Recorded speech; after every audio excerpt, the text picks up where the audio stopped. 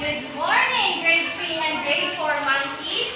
Good morning, Teacher Delphi. Kumusta ka ninyong adlaw? Okay lang. Good. Before na mag-start sa atong discussion, mag-energizer sa ta.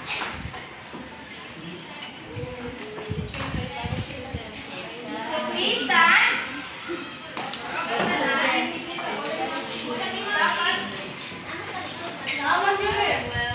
Dapat sayaw ka.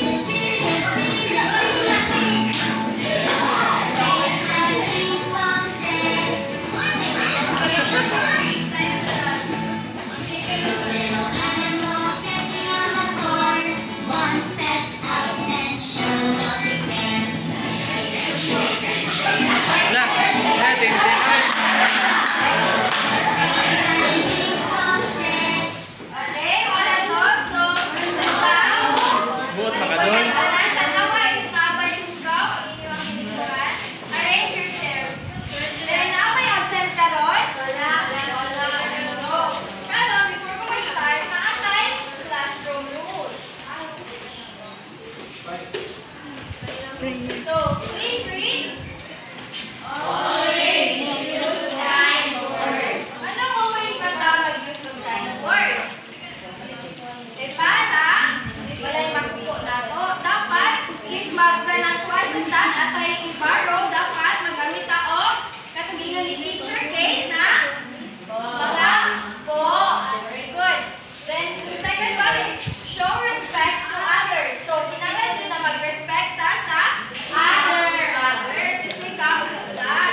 Kung atuha sa, kagalingan ato sa i-respect. So, number 3 is raise your hand. So, if kailangan mo answer, dapat mag-raise mo sa inyong hand.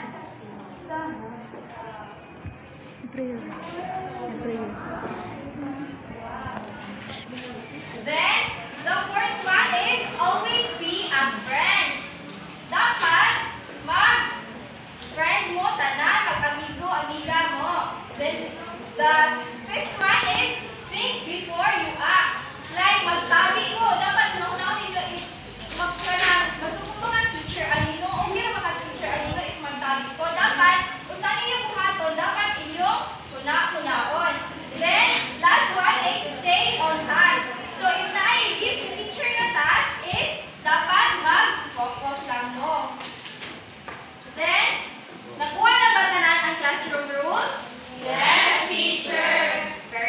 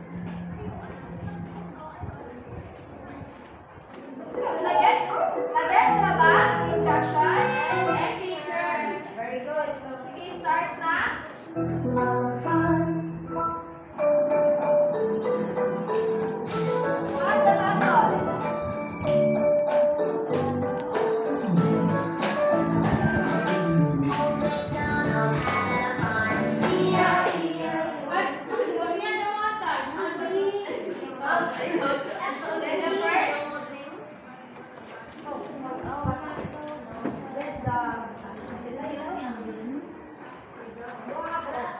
Isa sa grade 4, isa sa grade 3. Isa man sa inyo. School na nandun.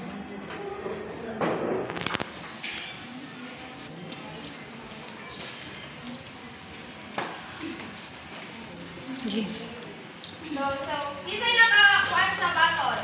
So, ang grade 3 sa question number 1, at sa ang grade 4, ikaw MJ, may question number 2. So, grade 3, go first. So, question number 1. What animal is it?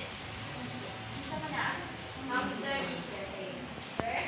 So, una na lang kayo check. At sa kansilong ang grade 4. What animal is it? Butterfly. So, let's check if something will answer. So, very good. So, Karen, please spin the wheel. Wow!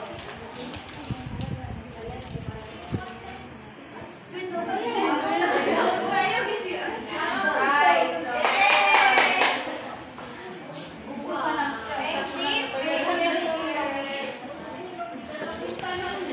So, MG, points. So, naakay 5 points, but each is naay ribbon. Grabe eh, wow.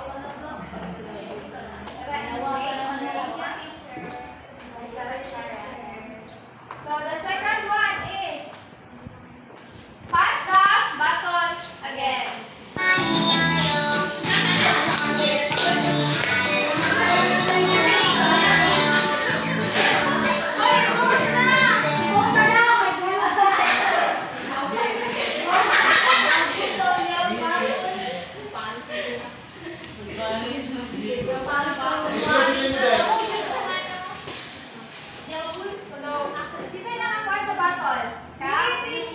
Sige, stand up, kamuluha. Then, ang question number 3 kay Ann sa grade 4. Then, ang question number 4 kay sa grade 3. So, first, ang grade 4. What animal is it? The third teacher. Hoy, dali na kami!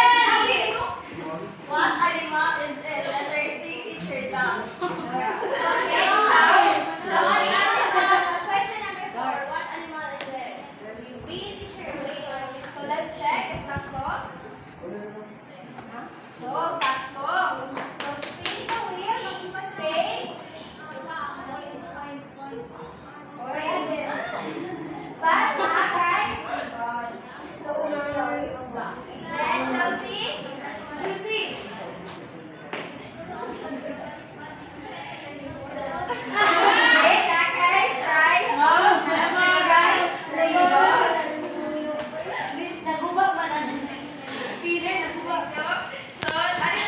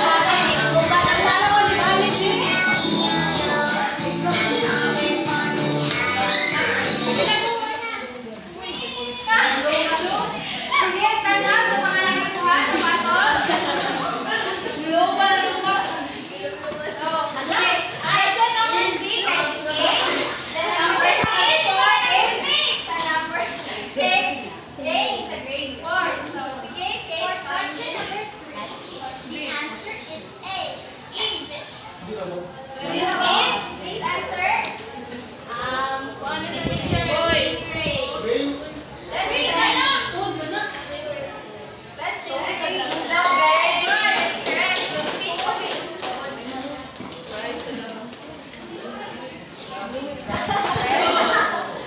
Tanggal ribbon. Sakay.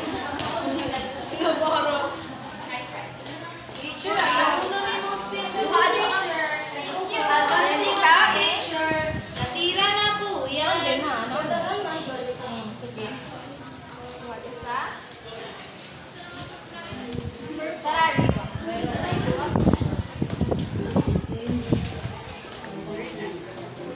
Okay. Then, congratulations, winners. Then, now po i-ask ninyo ang question. So, first, what did you notice during the activity? So, nabantay na yan ninyo sa Puro teacher. I noticed that. Then, second one is, what's your observations about how the activity was done? Nalingaw ba mo? Yes, teacher. Very good. How did the activity help you to know our topic today? May animals. Very good. So, Aaron, can you guess what will be our topic for today? Animals. Very good. But it's part of animals, but in grade 3 is all about classifying animals according to body parts and use. And for grade 4 is choosing which animals to grow in the particular habitat. So, karon grade 4, mag-quiet lang ta ha. Then, alis ako sa grade 3. Hi, grade 3! Hello, teacher! So, karon, mag-discuss na sa teacher. So, classifying animals according to body parts and use. So, naay 2 ka-classification ang animals, which is ang vertebrates and invertebrates. So, vertebrates, please read grade 3. Vertebrates are animals with backbones. They have an internal skeleton and protective covering. So, ang mga vertebrates is kanang naay mga Buko. then, naasay mga protective covering. Like mga scale nila, skin. Then, naay 5 groups of vertebrates, which is mammals, birds, fish, amphibians, and reptiles.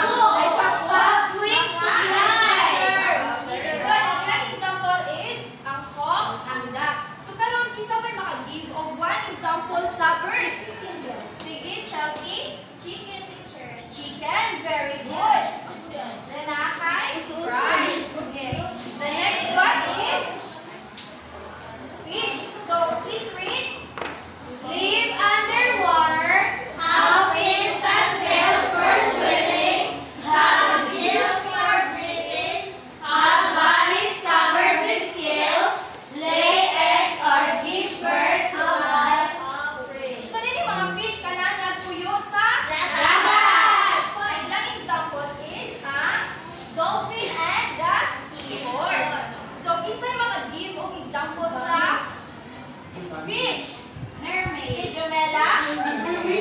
Shark teacher. Shark. Very good. Then the second one is amphibians. Please read. Please read, everyone. They both on land and in water. When young, they breathe through gills, and when adult, they breathe through lungs. Lay eggs in water, have smoke and moist sleep. So, ang example sa amphibians,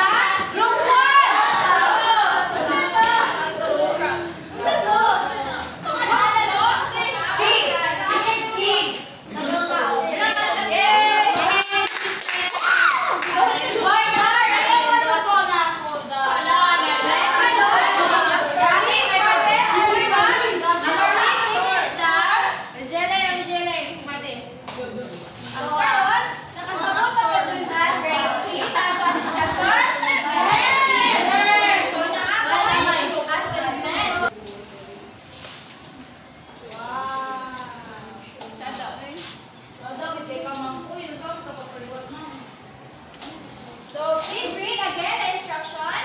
Write the correct group for each animal. Then the choices. Mammal, bird, fish, amphibian, reptile, and vertebrate. So, lagyan sa ninyo kung saan. Yes, teacher. So, sige. Mag-quiet lang mo ha. Kaya alis lang ko sa grade 4. So, hi grade 4! Hi, teacher. Okay na ba? Kung nagluya lang ini. Kano ba ni? Okay na, tanan? Yes, teacher. Hi again! Hi grade 4! Hello, teacher. So, karon atong topic is all about choosing which animals to grow in a particular habitat. So, please read. A habitat is a place that provides everything an organism needs to provide. Habitat is kanang ila Ipoyan. Very good. Then there are two types of habitat, which is a natural habitat and man-made habitat.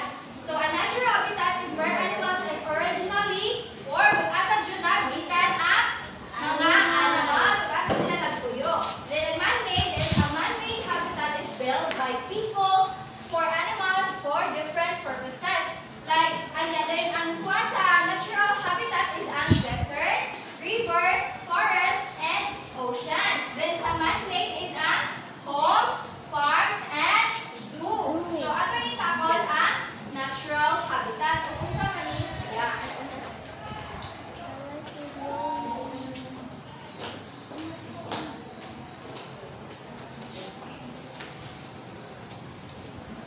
The first one is desert habitat. So please read grade 4. Desert is a hot and dry place with very little rain. The soil is very sand. The conditions in a desert are generally harsh. So asa ni dapat pakitaan ang desert? Africa, Middle East. Oh, nya dayon ang desert is ang kanang mga more on sand sa gyud. Siya wala siya mga So ang mga example na animals na nagpuyo sa desert is camel, leopard, and giraffe. Pero isa rin makahatag po example sa desert nga nagpuyo ang snake.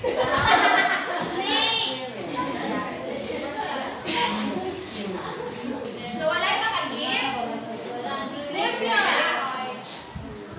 Scorpion.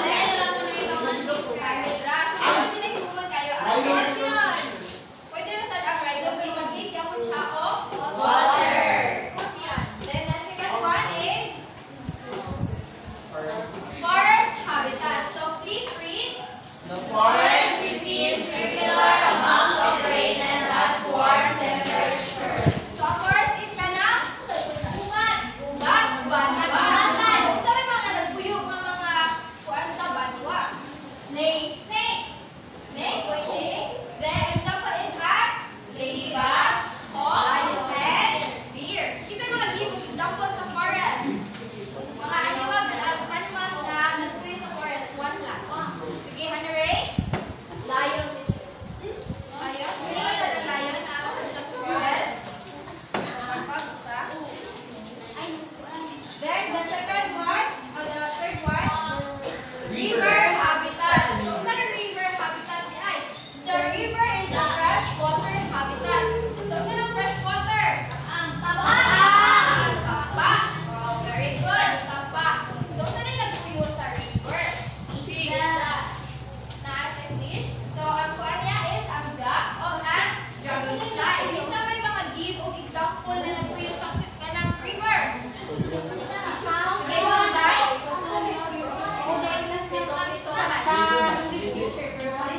So, pantat. Ang English ang pantat is catfish. Okay? Sige. Please. So, ocean habitat. So, the ocean is a saltwater habitat. So, unsa man ang ocean? Dagat. So, unsa man nagpuyo sa dagat? Isda. Octopus. So, ang blue whale o ang stingray.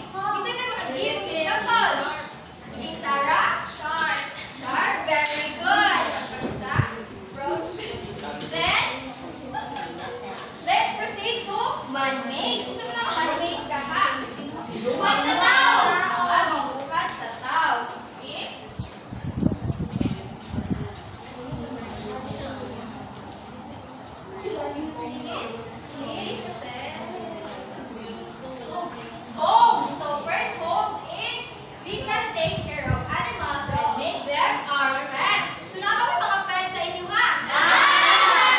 So, na ba kasi mga pets? So, example na is a bird, cat, o dog. Isa mga give of example nga na sa pet. Animal. Snake. Sige, Darwin. Snakes, teacher, Madam Dalos. Very good. Right, that's great for Roy. Then,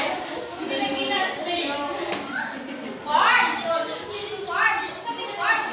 We can grow animals in farms for food production. So, para unsa ang nagkuya sa farm? For food production. So, sa mga example ano nila? Pig, dog, and chicken. So, kisay makahatag ng example. Sige, labrador. Cow, very good. Okay, pagwag isa. Then, the last one is zoos. So, we can grow animals in zoos for educational purposes. So, sa purpose na mga animals na nasa zoo? Educational purposes. Sa mga example nila kasukuan? Like lion, giraffe, and elephant. Kasi mag-give of example. MJ? Giraffe. Very good. Sagman, come on. Apay na ba? Sige, mag-give of isa. Sige, Joyce Lloyd. Teacher. Sino mapilit Let's pa-join mo. Grade 4 sa atong discussion karon. Yes, teacher. What are the natural habitats?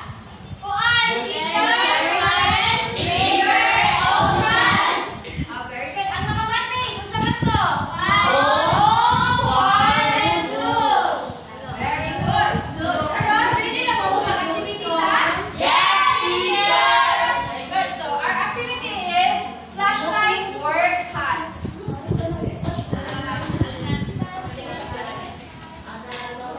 Sige, please read the mechanics.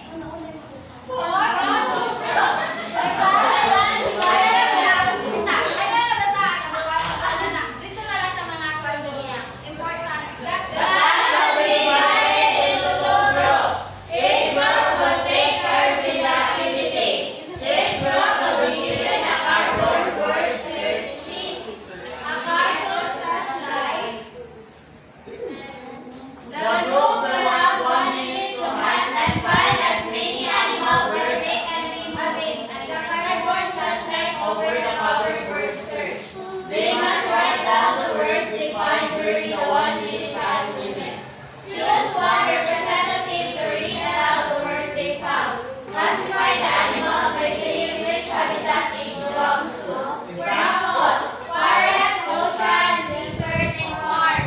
So, ang group 1 is dire niya. Ang group 2 kay dire. Tara? Alin niya ibutangin yung answer, ha?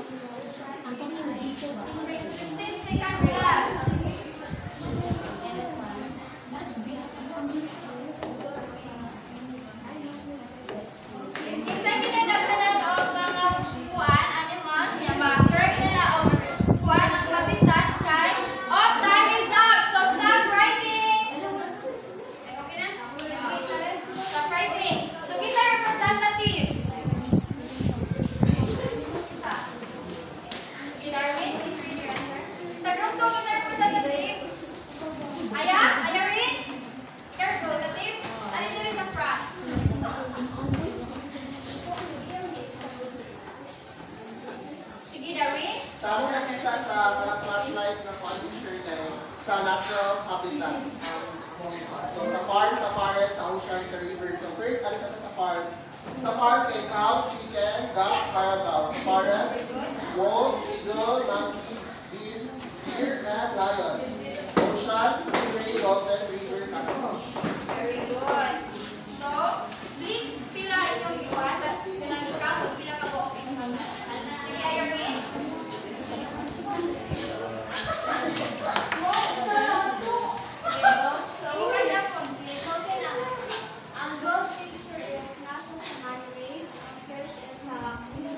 So, answer is, ilang na 5 is 1 na. So, ang dog is nasa Monday. Yan ang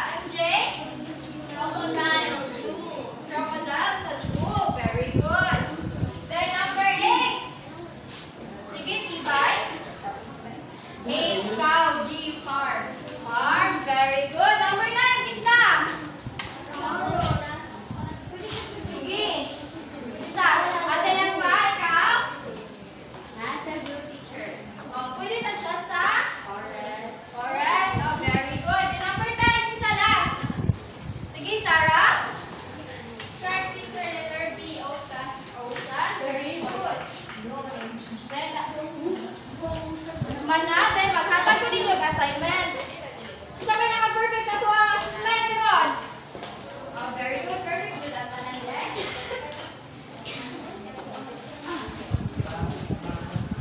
Assignment. So, ano yung mabuka? Please read.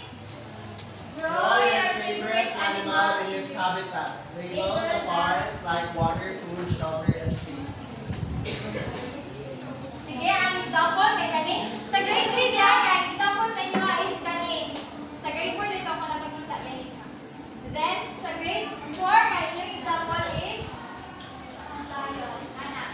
Kana. Very good. Nakagets na bago sa inyong buhaton? Yes, teacher. Kung sa inyong buhaton? Draw a favorite animal. So, pwede ilang habitat or ilang mga parts.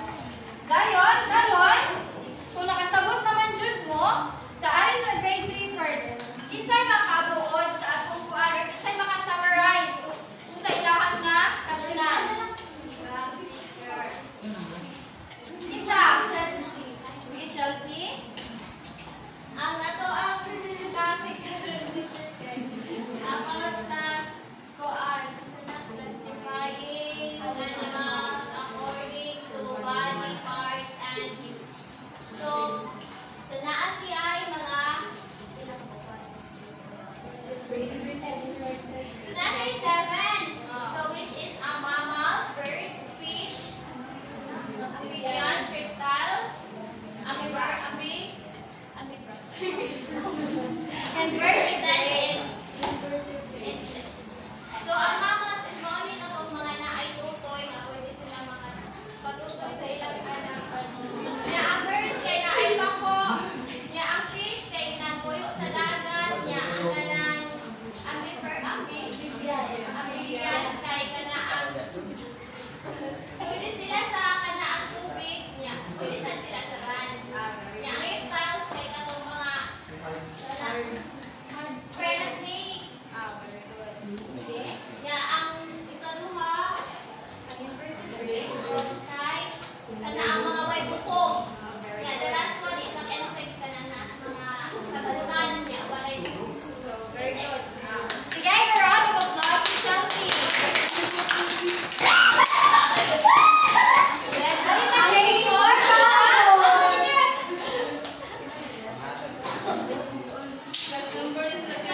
Sige, kailangan Sarah.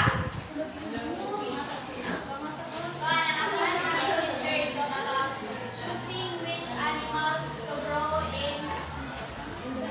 Basta yung habitat na ay buhat picture sa natural habitat o sa man-made. So, ang natural kaya ay buhat which is a desert, a forest, river, and ocean. Ang desert teacher kay katutong like for example ang camel o ang sa forest like eagle, and sa river sa ocean kay shark, pwede sa shark fish. Then sa man-made kinay pulo which is homes like farm o ang zoo. Then sa home type pwede sa one like sa dog, like sa farm type chicken, pig, cow.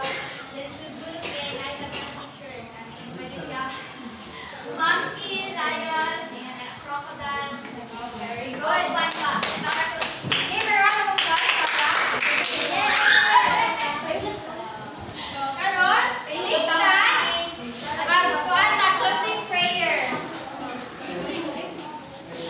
Pamalan mo